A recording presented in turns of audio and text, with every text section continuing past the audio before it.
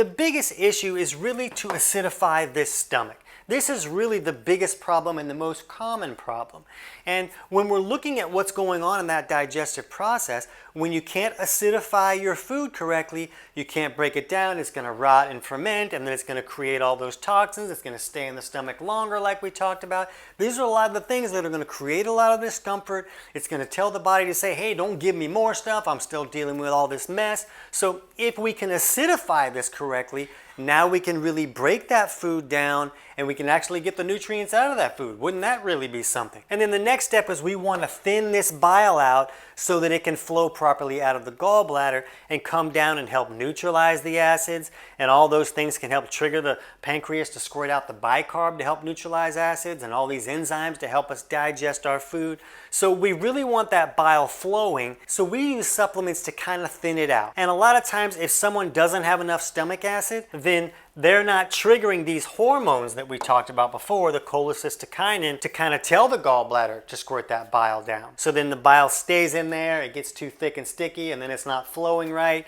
So, not everybody's dealing with all these issues that we're going to talk about fixing, but it's really common that if someone has one of these issues for a while, it has the ability to create trouble over here. And then we talked about before how when someone doesn't have enough stomach acid, they're just inviting in all these bad guys, and so it's really common to see an overgrowth in the small intestine and or the stomach. And then step number 3 is just fixing this whole microbiome situation. If there's an overgrowth in the stomach or the small intestine, we really want to take steps to wipe those out because they're putting out all of this waste that's making a person either feel nauseous or just like, hey, I don't really want to eat anything. It's putting out all these toxins.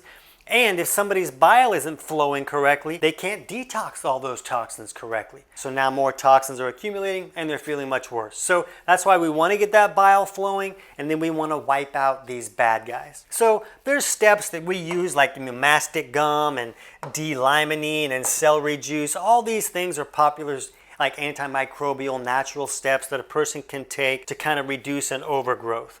And mastic gum, we usually use that away from food so it can kind of move through and kind of carry some bad guys out with it. D-limonene, we do that away from food too, usually in the morning. And that's just like an orange peel extract. And that's really good at wiping out bad guys in the stomach. And then celery juice can be really effective if a person drinks enough of it. That can really help wipe out some bad guys here too.